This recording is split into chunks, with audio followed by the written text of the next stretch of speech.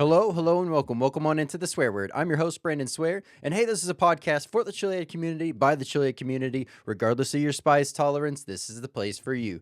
Up tonight, we have an amazing episode. We have a guest locked and loaded, very fun game plan, and one product on Hot or Not. So episode 148 starts now.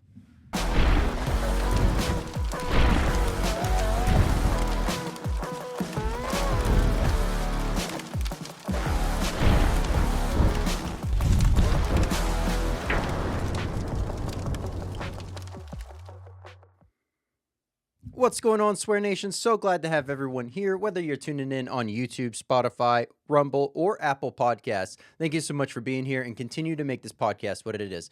Share this out with other like-minded chili heads or individuals that are curious about the world of hot. This is where you can find everything to do with the world of hot.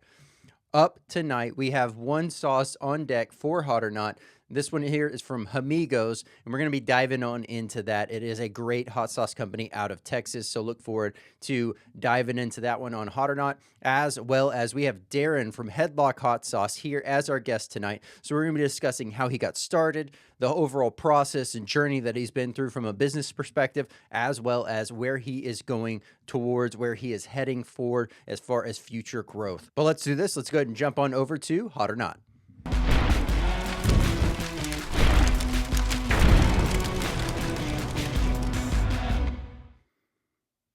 What's going on? Welcome on into Hot or Not. If this is your first time checking out the podcast or Hot or Not, I do things a little bit different here. I don't do a 1 out of 10 scale. I do a 1 out of 5, and that's really based off of 5 different categories. Those categories are heat, aroma, flavor, versatility, burn.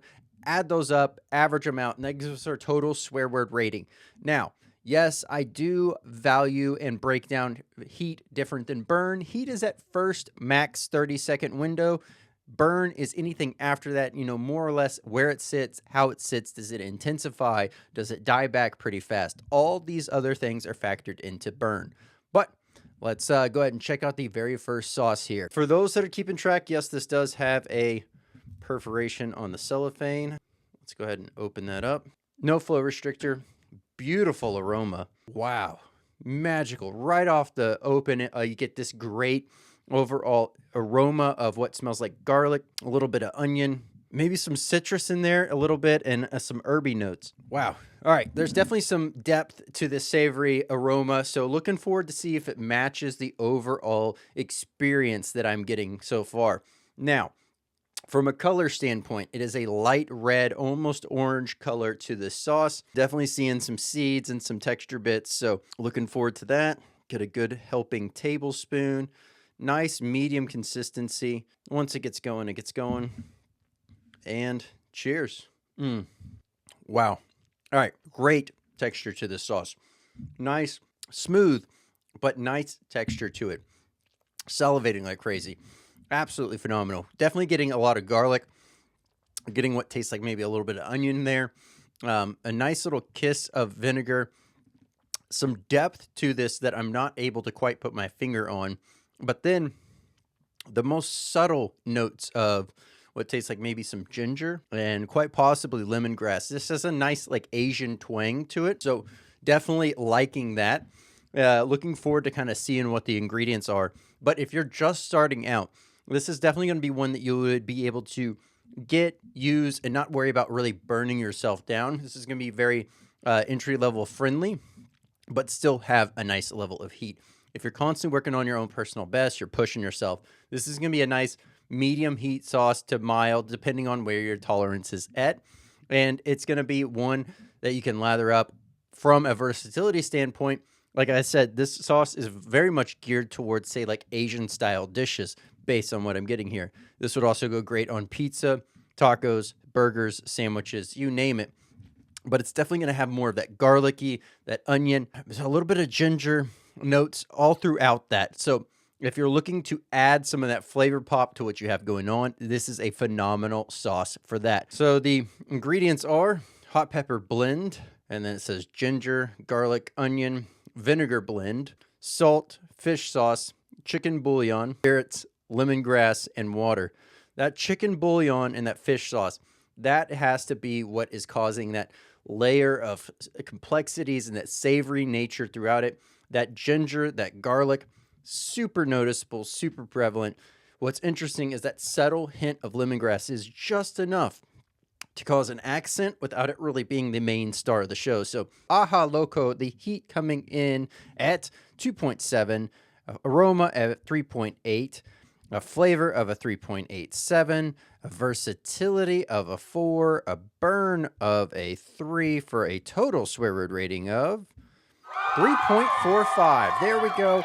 Amazing sauce there. This is from Hamigos. This is the Ajo Loco. If you would like to pick up this sauce, I will have the direct links down below for it, as well as a link to the main site so you can check out the full lineup of amazing products from Hamigos. Also, if you're going to be in the Fort Worth, Dallas-Fort Worth area in general, near Martin House Brewing, head on over there this Saturday, the 18th of October, as North Texas Hot Sauce Fest will be going on, and Hamigos is set to be there as well, so you can definitely pick that up in person if that is more convenient for you. But let's do this. Let's go ahead and jump on over to tonight's interview.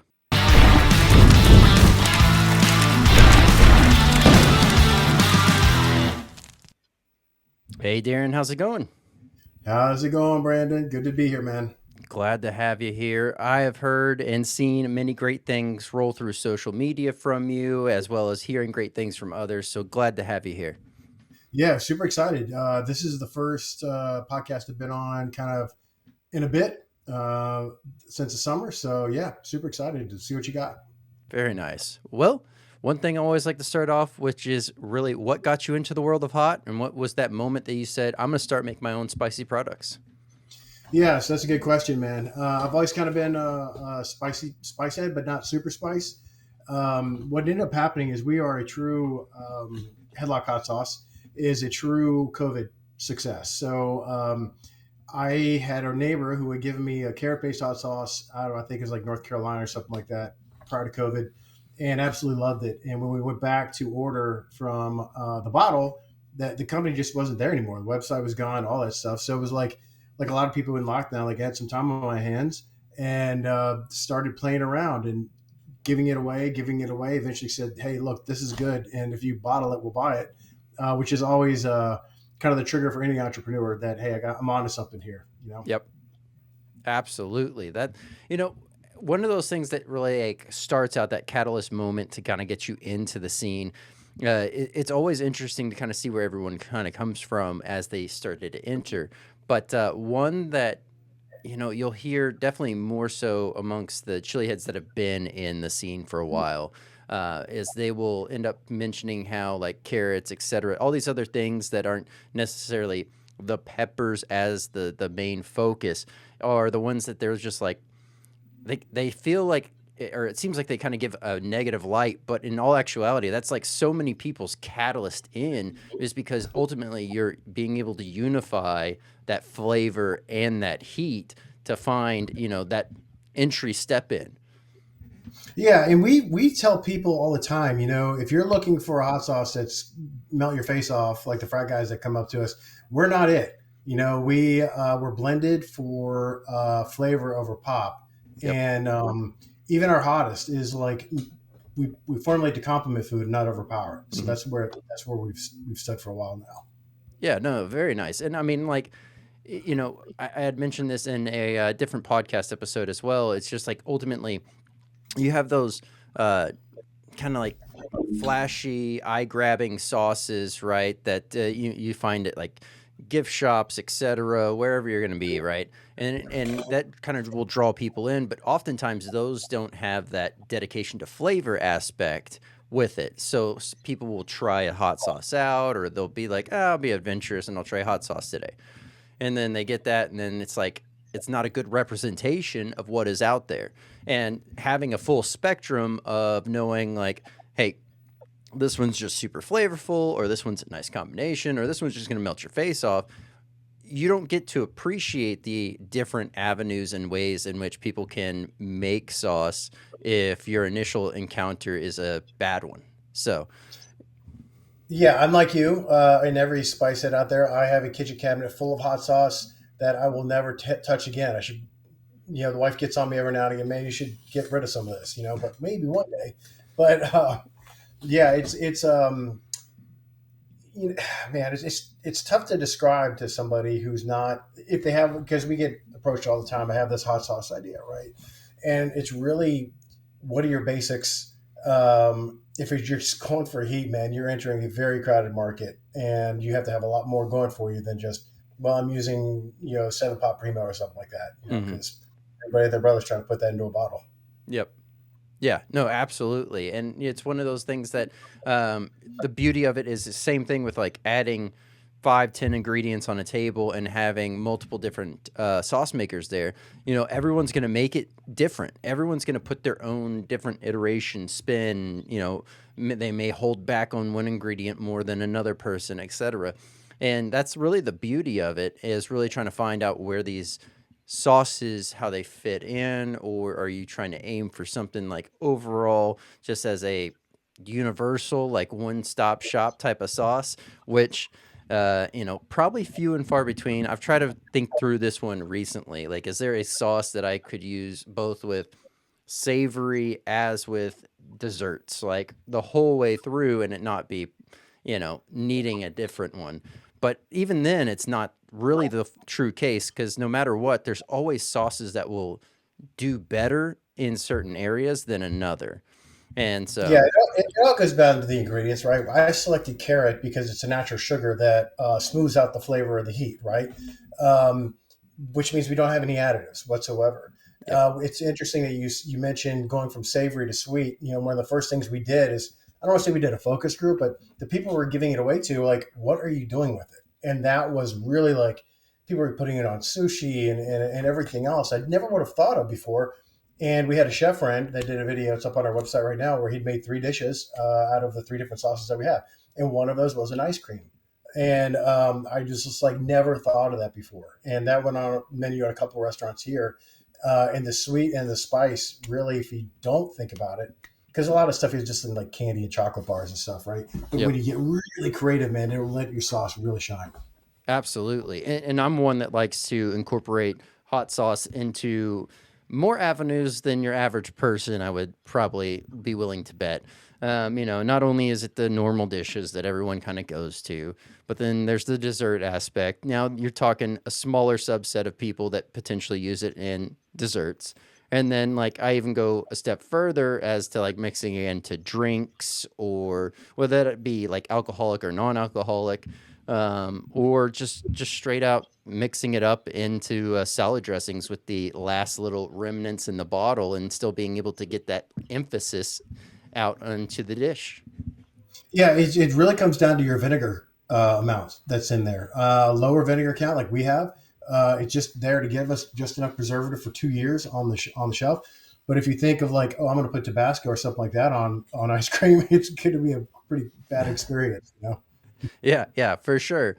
And one of the things that I feel like carrot gets a bad rap at times is because, ultimately, like as you're saying, yes, that natural sugar content's there. You're also getting a great carryover of all the other flavors that are there, because carrot does so well at being able to utilize and hold on to those flavors when they meld together, that it's just like, and to me, it almost is like a no-brainer. If you're looking for something to add a little bit extra, or to really have these flavors kind of unify, carrot is an option, a great option for that.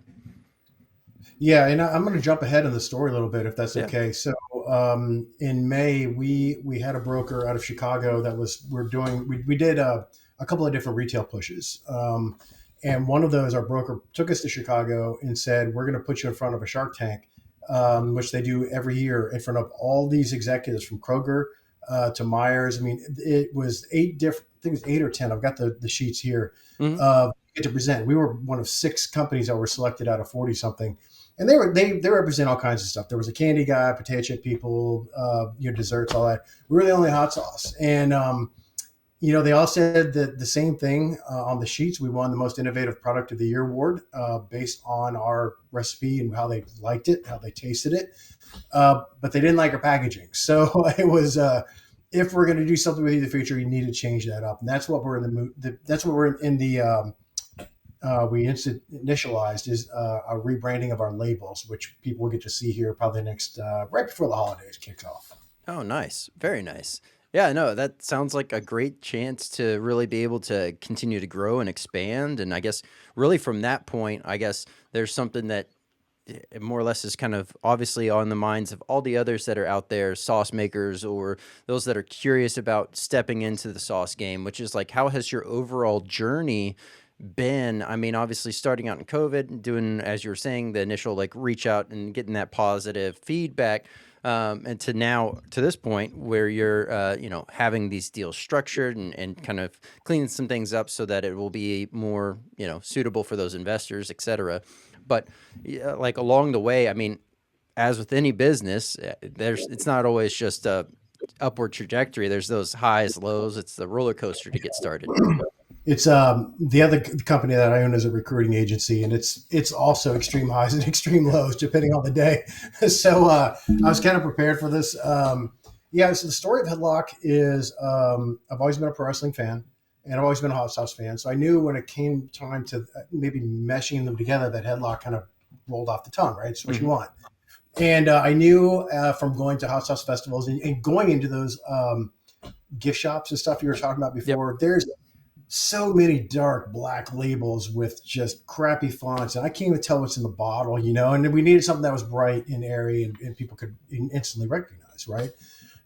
So Headlock Hot Sauce was born. The website was available. That was another big plus for anybody that has an idea. Go get it now. Don't wait. And then, we did what a lot of people did. We made it at home. Texas has what's called cottage law, which means you can, under a certain dollar amount, you can do it out of your kitchen. The first step for anybody wanting to do a hot sauce is go get it tested. How long is your shelf life for? Because if you're making a product that's going to expire in 90 days, it's not worth your time, man, because nobody's going to use it up, most likely. We graduated from there. We're doing, things like farmers markets and festivals and that kind of stuff. Started making more and more. So there's a commercial kitchen in our neighborhood where they make a lot of different things, but we're in there, doing 5-gallon batches and that kind of stuff. And because we don't like to, I don't want to be seen as a poser in any business. So if we're talking pro wrestling and hot sauce, we bought a pro wrestling ring. It's on long-term loan with the federation here in Texas. Okay. We've worked with Valley of Wrestling, Booker T's promotion. You have to kind of pick and choose these marketing aspects of whatever it is you're trying to sell. As you're looking at our boxes right now, that box, if you were able to spin it around, looks like a wrestling ring, which we wanted the characters inside it. We're a character-driven company. So each product, whether it's our Hammerlock Jalapeno Lime, our Headlock Signature Blend, which is right there, or what we call Suplex Superhot, there is a male and female character for each bottle. That's a good picture right there. They all have backstories, names, finishing moves, all that stuff. We have Topps trading card style. It all goes into the marketing to push out to as many people as you can. Now, we've had a bunch of strokes of luck along the way. In fact, even that first year was pretty amazing. Picked up the phone one day, and it was American Express. The local Centurion Lounge at Bush Airport was looking to partner up with a hot sauce. We are still there to this day. We service that. We have other Amex lounges that we're looking into as we expand in our business development. Last year, what was crazy. This is about February of 2024. I took a phone call, which I don't normally do. I'm very much a screener guy, right? Mm-hmm. And it was a local reporter from the National Fox News Desk, and they were doing a article that they were expanding on Fox Business for health benefits of hot sauce and how the industry has been changing. So they had contacted a couple of bigger companies, but they were like pushing into their PR firms and that kind of stuff. And they're like, I'm on a deadline. Can you meet me this week? Yes, we're going to do this. She had a hot sauce store owner and then like a dietitian that was also part of it. And we did the video. It was great. It ended up airing in like 16 different markets. And then it got picked up overseas, Israel, Australia, all over Europe. And so the key there is always pick up your phone. That's the first lesson that you get. And then within like 3 days, man, we got a message, an email from Fox and Friends producer saying, we want you live on the show, which there was no way we could have made it because that was on a Thursday night. and that they wanted us for Sunday morning. So what ended up happening is we shipped the product overnight. And then we were on bright and early Sunday morning live with those guys, and they were trying our product and all that kind of stuff on air. That also that got picked up by Yahoo Finance, and it's still up there on Fox Business right now. And then not 2 minutes after we logged off, the orders start coming, and it's boom, boom, boom, boom. My wife is like trying to sleep. We're in bed, and I'm like, I can't stop. Like, it's like, man. And we were leaving within 3 days. We're heading to Mexico for spring break with our kids. And it was all hands on deck. Our family came over. We turned our dining room kitchen into, an operations packaging platform. And, people on the hour were taking stuff to UPS and the post office. And it really changed us overnight. Like, people were like, all of a sudden we're known. Then they reran it about a month and a half later. Again, another boost, which created our network for like newsletters and that type of stuff. And then that's a great high, but it's the stuff with media is very fleeting. Yes. Unless you're going to go on a TV show like Hot Ones or something like that, where you're a returner. People are going to forget pretty quick, I'm a veteran, and that's what the focus was besides the healthy stuff, which was Fox's number, right? So you have to hit it marketing wise pretty hard, which we didn't really have a budget for. So, we got back from Mexico. It's like, okay, what's the next thing? And we had a sales partner at the time who we met at a festival, and he's like, I can get you into Walmart in Texas if you sign this thing, right? He was partially right, but he was mostly wrong. Where we were in 7 different Walmarts between here and Dallas, which is about 4.5, 5 hours away. Mm-hmm. But the deal was set up that we had to service everything. It didn't come down from the ivory tower, right? So I didn't realize that when we agreed to it. We actually flew to Bentonville to their new supplier conference. We met the head buyer for all of Walmart. Everything looked awesome. Except for the follow-up, which is, okay, when are we going to do this? Well, you may not, because there were 50 other hot sauce brands behind us that day looking to get in. So we went from there to, holy crap, what are we going to do? Because I'm not driving to Dallas every week to go service this stuff because they require it. In Walmart, supplier demands, the documentation is very specific. Anything that happens to that product is up to you. If they kick the cart over, a store person does, you're still responsible to replace all that. Unless you have like I said, the order comes down from the headquarters, then you're just kind of like a traveling salesman, which is very tough. And then, we got the broker, and we're doing a national push. And I don't want to get too political, but that was in May. Mm-hmm. And, what happened around that time, man, the tariffs were announced. Anybody that is a pepper buyer potentially gets them from Mexico. Our importers right over here. And 40% increase on produce coming from there. All of our bottles were coming from India. So it's like, man, nobody's going to want to pay $12 for a bottle of hot sauce. What are we going to have to do to come back? So it spooked some of our investors, Mm-hmm.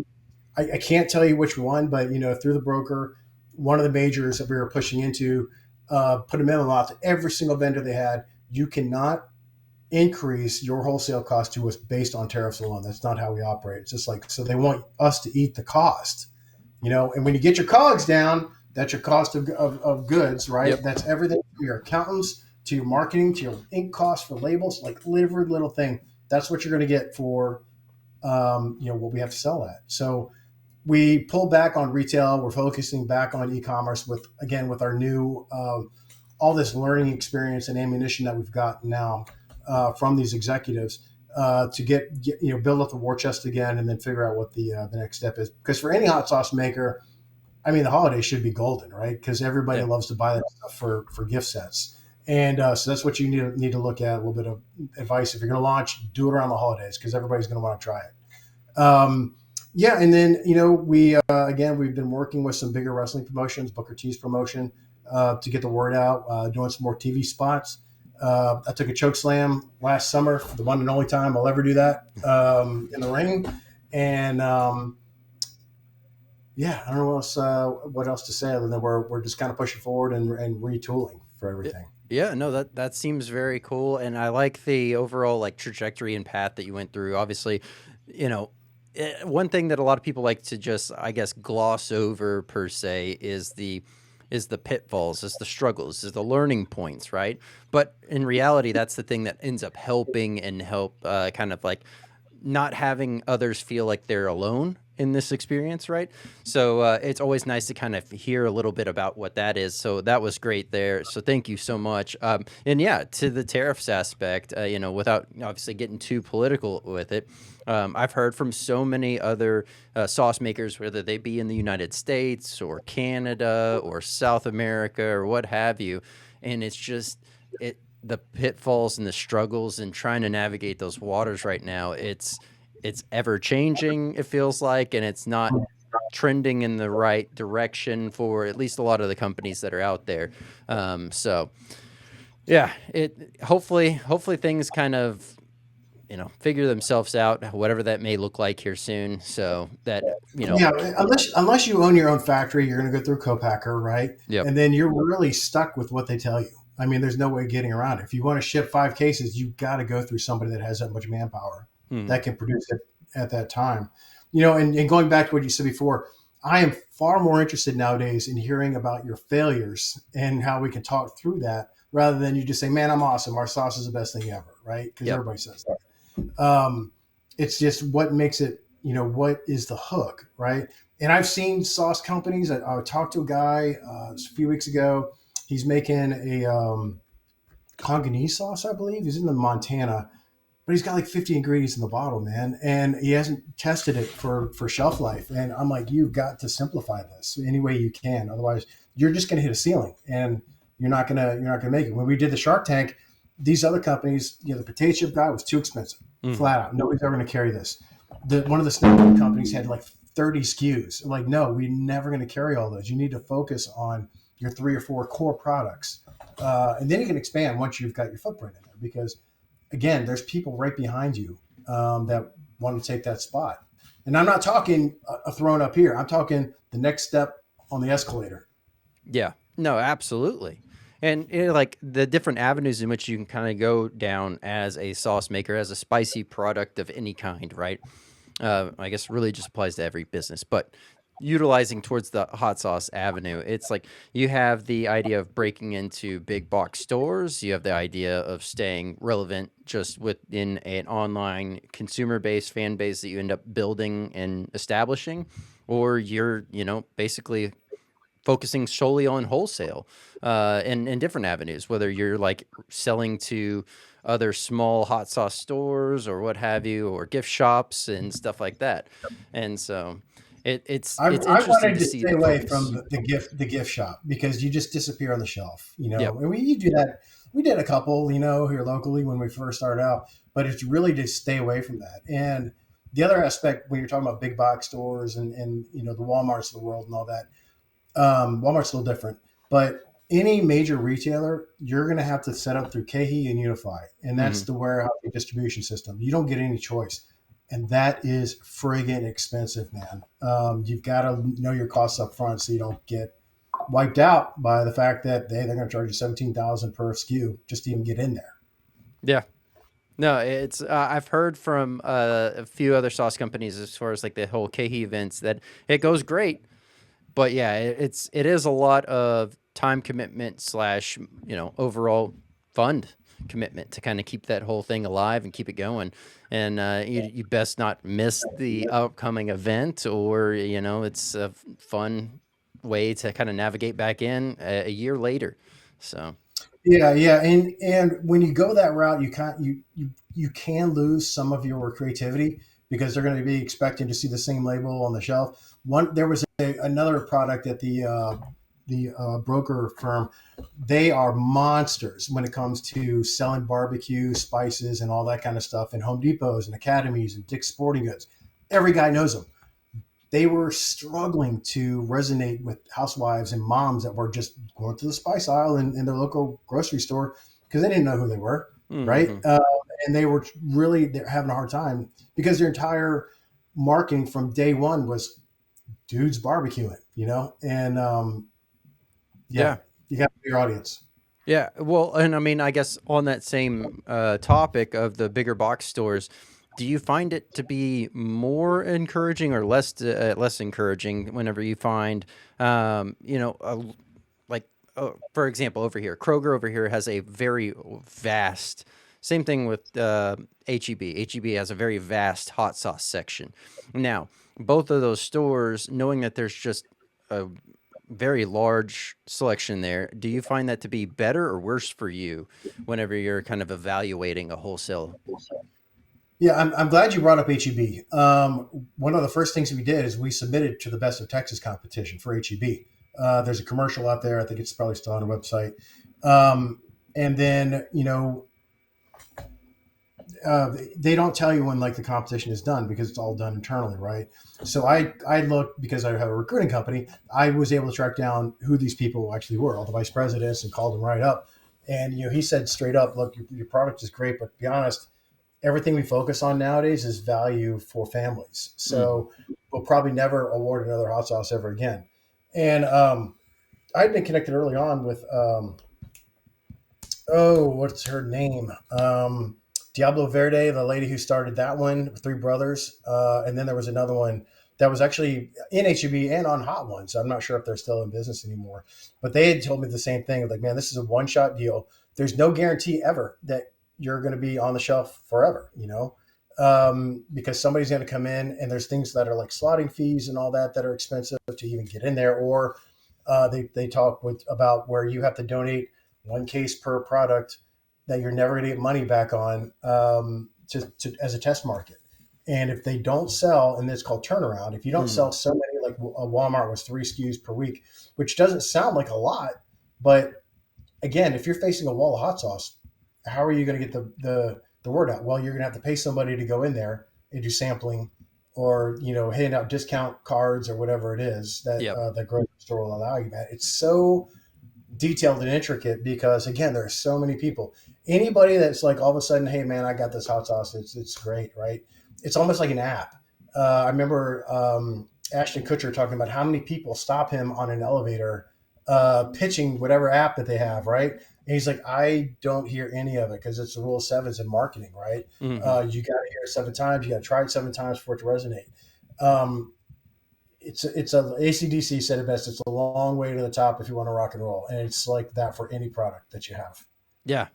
It's wild to think the amount of, I guess, just so like the competition first of all just to get in there, but then to maintain is a whole nother level to compound on that. So I think a lot of these that are just like up and coming or just starting out sauce companies that haven't even really maybe done the homework on that aspect, that's their initial like trajectory, like this is what I'm going to do, this is where how I'm going to be successful is I'm going to get in here, and then it's just a giant slap in the face whenever you're trying to actually navigate those waters and you find out that it's not quite as simplistic as it may first seem. So Yeah, and so it's called the mod, right? And I'll use Walmart as an example. The mod is what Bentonville says goes on the shelves in front of mm, you. And companies like Tabasco and like Louisiana hot sauce, we know they got 8% of the market. That's what everybody's going to walk in there and buy. So how are we going to fight to be a part of that 20% that nobody knows about? And they do things like set you up at the end as like a special type deal or a Go Texan month or whatever it is. But again, if it's not selling, or even if it is selling, there's no reason that the store manager is going to be like, okay, well, it might, or we're making $3. Let's just say $3 off this bottle of hot sauce every time we sell it, yeah. or are we making $15 off this bag of chicken or something like that? I mean, Hmm. it's really dollars. It's all about dollars and cents, and margins are always slim. Everybody knows that in retail, um, especially when your bottle is only an inch wide. Sitting on the shelf. Yeah. Well, one thing I guess to kind of steer a little bit from where we were at with the overall, just business aspect of it, from a personal standpoint. I know that you have your sauces as well, but this could also open it up to say maybe some other, whether that be peppers or what have you that you like. Where do you like to kind of gravitate around from a daily use heat level?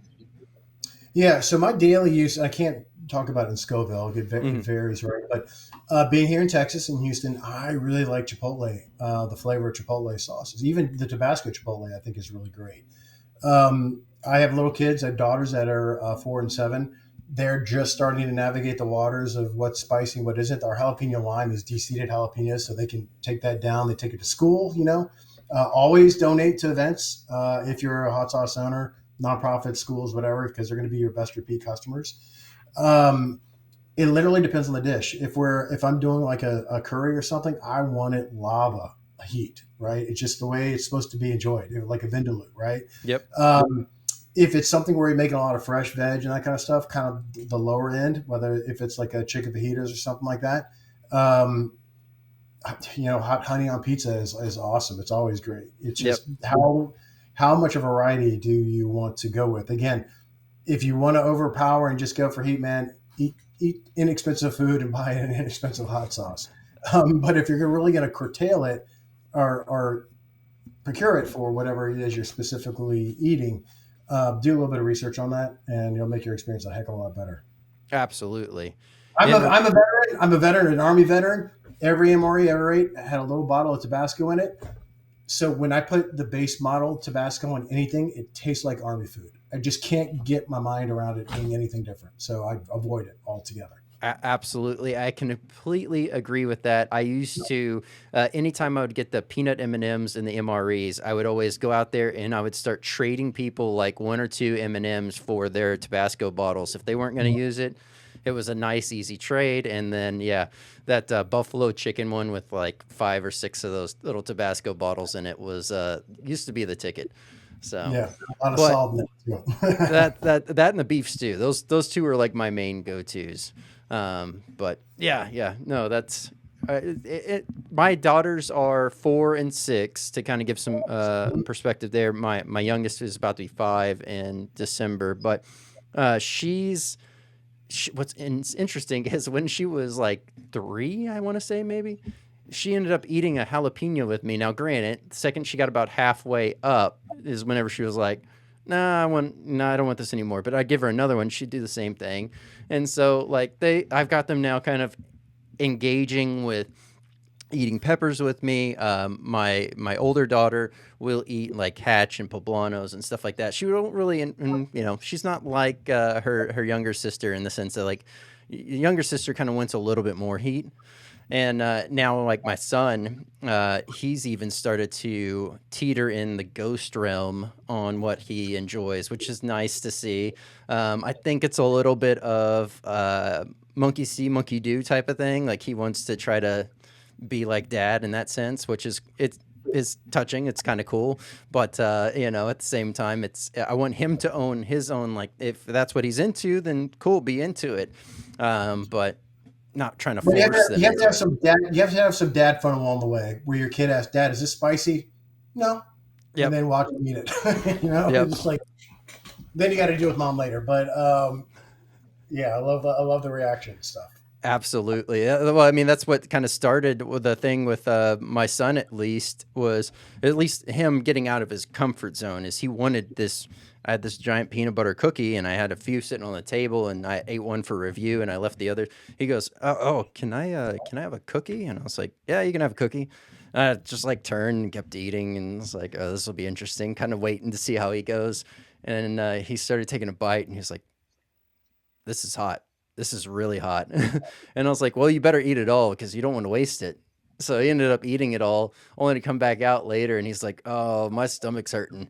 I think I ate too much spicy food right now." And I was like, "Well, you'll be fine. Just give it time." Do you guys? I know a lot of these are staged. Do you guys ever do like video reviews where you're watching these couples prank each other by putting like the one chip challenge in the Frito bag or anything like that? Those are Uh, pretty fun. I've seen some of those online and I've watched a few, but then there's some that are like the most recent one. I was just like, all right, that's not. I get where they're trying to say the humor's at, but at the same time, it's a bit much, and I don't recommend anyone doing that. And it's the one where they like, I think he just took a jalapeno, thankfully, but like Mhm. he like rubs it on her underwear while she's showering, And No, no, so that's she a gets chemical out and burn. then goes about her day and she's like in pain. And I'm like, I can't get behind this. No, no, not at all. And I tell everybody, you want to see the most painful thing ever? Go watch a hot chili eating competition.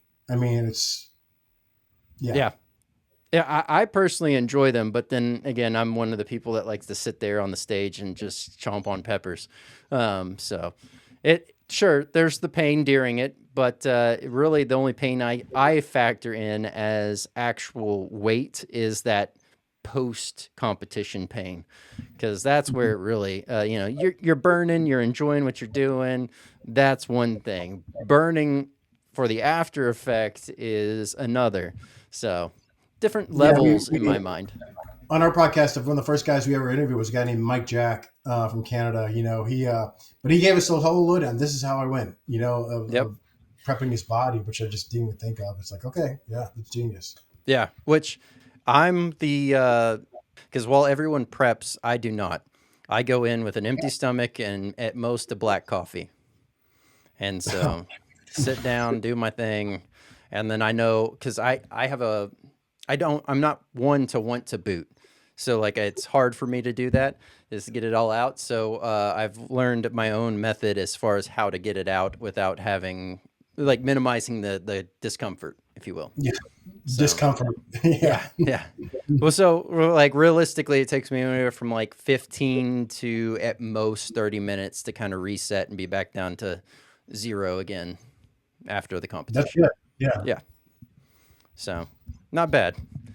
It's a lot of fun, but um, I did want to say as far as your I know you have four sauces right now. The inspiration behind that, what kind of was that motivation, inspiration to kind of create those and craft those? Yeah, so we started with one, obviously. Being here again in Houston, we have a big import scene for what's locally sourced. Well, it's habaneros and jalapenos, right? There's no point in going straight for reapers and exotics if you can't buy them and keep them going. So that was a very easy choice. Um, we had the one which is the Headlock signature blend, which is a blend of habaneros and jalapenos with our recipe, and that's what we initially were giving out. Then it's like, okay, well, we need a mild one, and then we need a hot one, right? Because Mm-hmm. you're going to get people that all up and down the spectrum. The jalapeno lime one, as I mentioned earlier, we de-seed the jalapenos as most. Well, back when we were making ourselves in the commercial kitchen, you could de-seed, not, they're all gone, right? It's just no seeds whatsoever. Once you're dealing with hundreds and hundreds of pounds at the co-packer, they try to shake out as much as they can, but we had to change what our wording was on the product. Mostly de-seeded, because it did change the flavor quite a bit. The heat goes up. And then with the what we call suplex habanero, that is a very orange sauce, obviously, with the carrot base and the habaneros. But again, the natural sweetness of the sugar really smooths it. So we are getting what we call the back end burn. Mm. You're not really tasting the pepper when it goes down, right? I mean, it takes a few seconds, 20 seconds, 30 seconds for people when we're doing taste testing. It's coming up, like get ready. And because again, you talk about, man, that ain't shit. But no, give it a minute, and you'll be asking for some more chips or some milk or something. And then once we had the three, we put the characters on them and kind of developed a story for each of why. Again, when you're dealing with a hot sauce that is not nearly as hot like our jalapeno lime is, you need to know who you're catering to. Okay, well, we have kids that are going to school. The teachers love it, and that kind of stuff. If you're talking about giving it away to like firemen, they really like hot stuff generally. So we donate to our local communities that way. Recently volunteered at a nonprofit event where it was mostly women. They're kind of right in the middle. They want something either really hot or not necessarily really mild, but we gave away our signature and that's what really was the big crowd pleaser. Very Just nice. knowing the audience of who you're trying to sell to. Yeah, yeah, and that's I feel like half the overall like process of just kind of getting successful in general is understanding your markets and where you're needing to lean into and play with, this sauce or that sauce to really help maximize. Because like far too often you'll see whether it just be like, we'll just talk about a small event in general. You're not expecting heavy foot traffic, but like a moderate amount. You want to be efficient, and you don't want to have like 12 different sauces on the table whenever, realistically, maybe only 5 of these are going to appeal to them. And so being able to play into that is hugely beneficial. Yeah, we were at an event last year where it was actually a wrestling show that I was helping promote, where we had vendors, and there was a kid out there selling hot sauce, and yeah, I think he was selling it for like $15 a bottle. Again, a label I couldn't even read what was on it, and I'm like, okay, why are this price point? Well, I have these things, and I factor in my time and all that. I'm like, this is an expensive hobby. You have to understand when you start out, unless you're going straight for co-packing or you've got a multi-million-dollar investor, you are going to be doing a hobby that's going to take up a lot of your time and money. And just get the amount of giveaway that you have to get that brand recognition is going to be big. Mm-hmm. I would say that first year, for every bottle we sold, we probably gave away 2 or 3 just to get the word out. Now your wholesale cost is very low, right? Yeah. Once you look at the case cost. But if you have a wife like mine who's a spreadsheet accountant type, she's like, this is going to be a loss. We have to stop this, we have to stop that. It's like, babe, it'll be fine. Just let us do our thing. Yeah. And again, going back to kind of like new folks, I've been to events where it's like, this guy's got like 15 hot sauces, and he's got 15 jams, and he's got anything and everything. How are you making money on this? I mean, it's just too much, and nobody's going to buy it all. Yeah. You said something, and it made me chuckle inside, because I sympathize with you in this. My wife is also an accountant, and she like goes over if she had the perfect idea, I'm pretty sure it would be, she would have Excel files for everything. She almost has Excel files for just about everything. Mine does. Everything in our lives has a spreadsheet. Yep. That's shared with me. Yeah. Yep. Yeah. And I, I used to get them all the time, and I was just like, I'm glad you like them. I don't enjoy them. I use them for work enough, because I used to do, I used to be in corporate as well. And it's inevitable. You're going to interact with them. And so from there, it was just like, okay, basically, whenever that whole split happened, I was like, I don't want to look at a spreadsheet unless it's for something business actual related. So I know she's got everything tracked and ready to go at a moment's notice. Yeah, and she's very much in the moment type accounting, where this is where we are. She doesn't deal in projections, right? Mm-hmm. I don't care if you think you're going to make $90,000 6 months from now. Yep. I need to see it happening every single day. Absolutely. It's one of those things like, okay, well, she always tells me like, you're thinking too far in advance. Think about right now. And I'm like, oh, well, my brain is like trying to create new things and push out and drive and evolve and go. And she's the thing that kind of keeps me sanely tethered so I don't float away. Yeah, you need that. And you said something there just now where my wife took part again last year in a focus group where she was asked to speak. And the question that was posed in the group was, how do you live with someone, you and me, mm-hmm. As entrepreneurs, that is constantly living in the future and doesn't think about anything in the now, right? Yep. We're creating a hot sauce. We're doing podcasts. We're going to do this. We're going to do that because it's going to do this eventually. When she's focused on how do I just do the day to day, and get the kids fed and everything else, because my mind is always in the future, Yep. And you have to be if you want to make anything great. Yeah, you got to let that energy just kind of take over, that creativity just pop. And I have I actually talked about this last weekend, I should say, with someone. I was like, I have this idea, it's got to happen. I can't stop thinking about it. I've written it down. I've talked it out. I've mapped it out. I was like, everything is pretty much 90% there.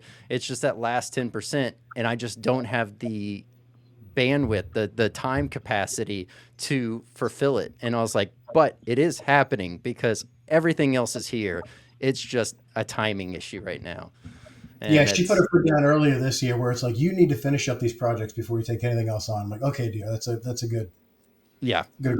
That was a little bit of the same talk that my wife had with me. And then I was like, You know what? You're right, because I got too many irons in this fire right now, and something's got to get crafted here. So, yeah, no, absolutely get it. But with that being said, I do have a very fun game planned for us. So let's go ahead and jump on over to the game. Let's do it.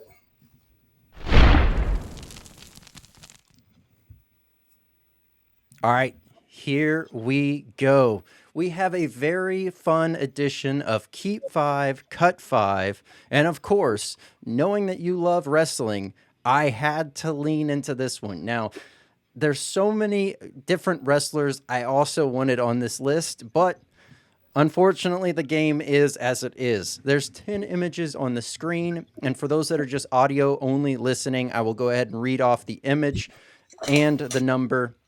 The best way this works is if you select a keep, then right after that do a cut, or vice versa. So Nice. Yeah, you're speaking my language here, man. And yeah. we're dealing with a lot of different eras with the WWE, which is cool. Yep. I'm very much a golden era guy. So there's two right there. I can immediately say Andre number 1 and Macho Man number 4. I'm actually going to be here for Halloween this year. Oh, nice. Definitely keeping. Okay. All right, well, let me rattle them off here so that everyone's able to keep up with us that are audio only listening. Number 1 is Andre the Giant. Number 2 is The Undertaker. Number 3 is Stone Cold Steve Austin. Number 4 is Macho Man. And then number 5, we have, Rey Mysterio. Number 6, we have Brock Lesnar. Number 7, we have Sting. Number 8, Ric Flair. Number 9 is The Rock. And then number 10 is John Cena. So I will go ahead and move this over here as a keep for Andre and Macho Man, and we will keep it moving. What do you want to cut next? For me, just again, because of my, I think, appreciated the earlier stuff, I would, the Make-A-Wish Foundation will hate me for this, but I would say cut John Cena. Oh, thank you. Thank you. He was my pity ad in case, in case that spoke to somebody. Yeah, I would definitely keep Ric Flair. Again, Okay. We're talking about 3 guys, him, Andre, and Macho Man, that really shaped the foundation of where we are today. If it wasn't for them, then, Absolutely. just larger than life people, right? And then another cut. Yeah, I will cut, I'm going to cut Rey Mysterio. Okay. Just because I'm a big fan of Lucha Libre, and I think he was at the right place at the right time. Back when they were bringing him on, especially when it comes to the NWO, LWO, there were a lot of great wrestlers that were hitting the scene. And I think he just really was able to make himself stand out. But there's a ton. Absolutely. And then let's see where we got. Keep 2 more. Let's go with, we'll keep The Rock. He has a huge family legacy. Did you watch the TV show Young Rock? Pretty entertaining. No, I did not.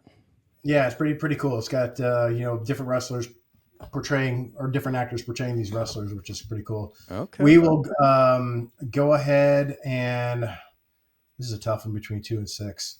Well, let's do a cut then. Yeah, that's what I'm thinking. Cutting. I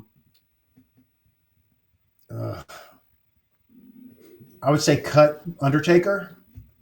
Again, that might give me some hate, but he was a big man back in the day, and they were overloaded with big dudes. But he has a very endearing and long longevity in what he does. The Kane and Undertaker duo was always fun to watch, though. Oh my God, I saw them live, and they were 2 of the biggest dudes I'd ever seen at the time. Like it was just crazy how big they were. Okay, and then we're going to, with my last keep, I am going to say Brock Lesnar. Okay. I was not expecting that one. Yeah, he, I knew him back. My first introduction to him was actually in the UFC, back when he was training to fight Randy Couture.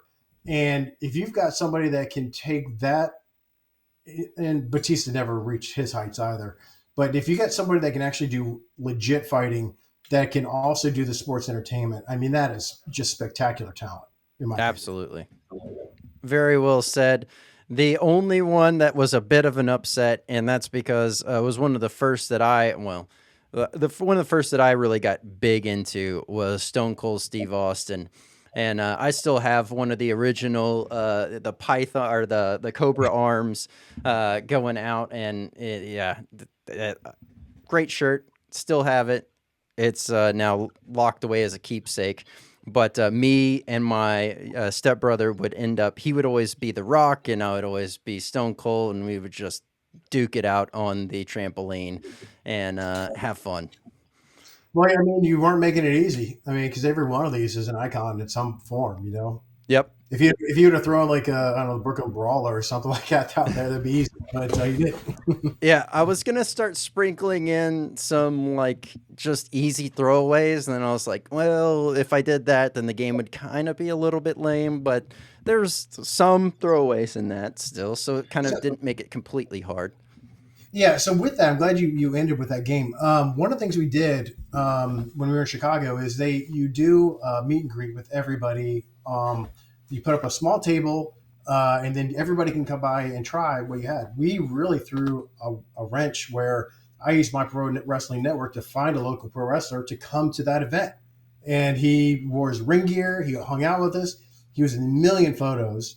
And that's Vince Koa out of Chicago. I need big props to him. We're still good friends. But knowing your marketing and how you can get creative with it to push your sauce out, we deal with real people when it comes to that most of the time. And that helps us. But if you're going to go with the mascot route, like what we have, or a name route where you can make it something tangible, that will help you in the long run. Absolutely. Well, hey, that nailed down the nugget of knowledge. So there's no need to really embark on that road. Well, then I guess really the next part is the hot seat nomination. This is someone that you think would make a great guest for the show. I mean, Mike Jack, have you guys had him on as a guest? Yeah, I had him on actually right before his. He was defending a belt. Oh, they were competing in Europe. I don't remember what belt that was. I'm trying to rack my brain on it. But he was going up against Fiery Red, who is now the world belt holder. Yeah, he would. I mean, if he's been on your show, that'd be my first idea. Maybe a pro wrestler we work with who likes spice, like Drake Durden maybe, or Houston Carson. People I can definitely hook you up with. Okay. All right. Well, I look forward to it. Thank you so much for that nomination. And this last part here is really kind of beneficial for those that are just audio only listening. You know, where can they find you? How can they find you? And if you have anything up and coming that you want to let people know. Yeah, Headlock Hot Sauce. You can find us online, headlockhotsauce.com. It's very easy. But again, rolls off the tongue. We are currently doing what we're calling a new bottle brand refresh, where we're changing all our labels up. That was based on what all these executives said we should do, focusing really on the carrot, a little bit less on the flair. Going to be doing a lot of holiday packing, as you can imagine, and we're always working to get back on podcasts and other things just like this. Very nice. Well, Darren, thank you so much for coming on. It's been an absolute pleasure. Obviously, there's still so much more we can dive into, so would love to have you back on the podcast. And thank you so much for being here. Love to, Brandon. Thank you. Darren, thank you so much for coming on. It has been an absolute pleasure having you on the podcast. If you would like to keep up with Headlock Hot Sauce, I will have the direct links down below for the website as well as all the socials, so you can keep up with everything that he has going on. And as these new labels roll out, you can check out all the new rebrand and the overall look and visual pop as the season starts to wrap up here. And make sure that you check out some of those holiday bundles that he has going on. Products that were featured here on Hot or Not Tonight, I'll have the direct links down below for those, as well as a link to the main site, so you can check out the full list of amazing products. Thank you so much for everyone that has been rocking here since day one, and those that have just recently found the podcast. Thank y'all so much for everything that y'all do. Continue to share this out with other like-minded chili heads or individuals that are curious about the world of hot. Also, if you're on a platform that allows for a rating and review for the overall podcast, please, it would help out immensely with the algorithm and getting in front of others if you were able to leave us a 5-star review.